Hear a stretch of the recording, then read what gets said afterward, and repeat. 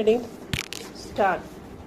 Mr. Speaker, sir, I beg to move the resolution that this House disapproves of the National Highways Amendment Ordinance 1992 promulgated by the Honorable President on the 23rd October 1992. Sir, at the outset, I want to put on record my strong objection to this ordinance Raj, which appears to have become a routine affair with this government.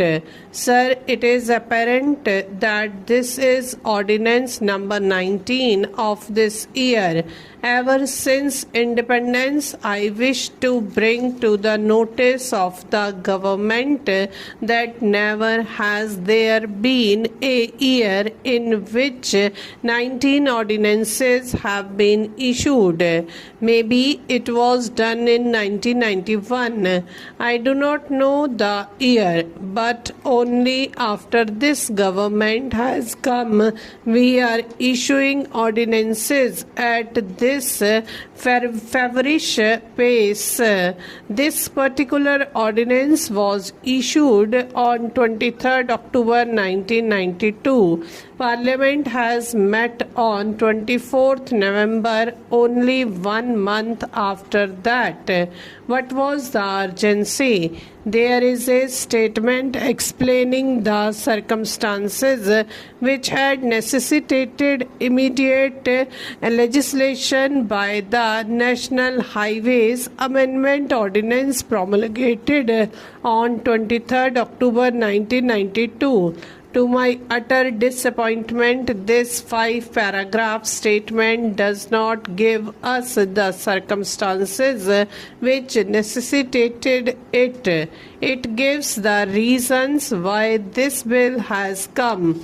The reasons are that the highways are in a bad shape, money is required, resources crunch is there, etc. Therefore, those are the objects and reasons for the bill. We are not discussing the merits. At least my resolution is not on the merits and demerits of the bill. We may all support the need to raise resources to maintain the highways better.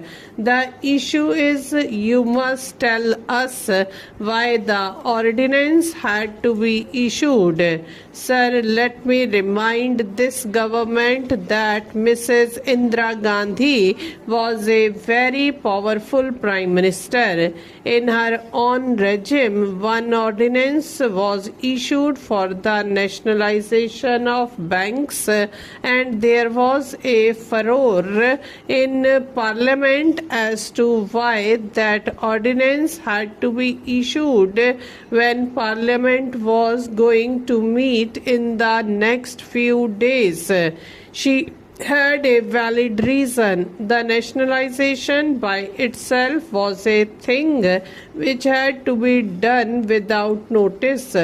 It was not advisable to bring a bill before Parliament. She had to do with it without giving notice. Now, these reasons do not apply to the kind of ordinances that this government has been issuing. They have issued an ordinance to create the Securities and Exchange Board of India.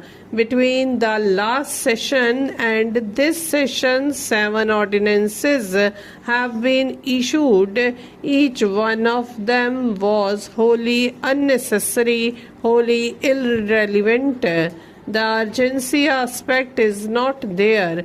There is one ordinance on the Industrial Finance Corporation of India to convert it from a corporation to a public company.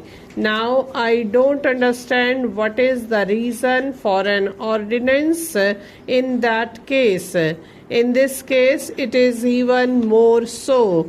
I thought the statement would tell us that urgently government had to put a free fee or octroi on a particular bridge or a particular bridge which was to be opened.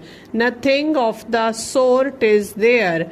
The statement doesn't say anything. I would like to know from the minister whether after the promulgation of the ordinance till today, if they have used these powers. If they have not used these powers between 23rd October and now, it proves my case that the ordinance was wholly unnecessary. The very fact that you are issuing an ordinance means you act on it. After issuing the ordinance, this parliament meets, and if you are not to act on it, then you can as well wait till parliament meets. Sir, I will have to say with anguish that I think that the general tendency is to bypass Parliament or take Parliament for granted. There are so many instances I can give which are not relevant to this case. Even this morning, the Railway Convention Committee's report, which was placed on the table today, and the Railway Ministry issuing a rejoinder in the press, is a breach of privilege to say the least. Sir, I want to put on record my party's absolute objection to this state of affairs. There is absolutely no reason for a government to use the power of ordinance except very sparingly after the Prime Minister himself is convinced of the necessity and the urgency. I request the Prime Minister to look into these things himself. The ministries will always put up matters.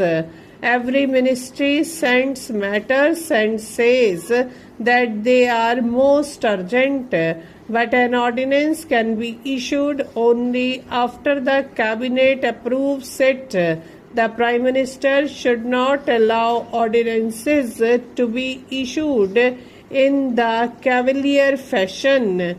This is my first objection. I will conclude after making one or two requests to the minister. On the substantive part of this bill, I think the whole House will agree with the minister that the highways are really in a bad shape. There was a proposal for a national highway authority. Stop.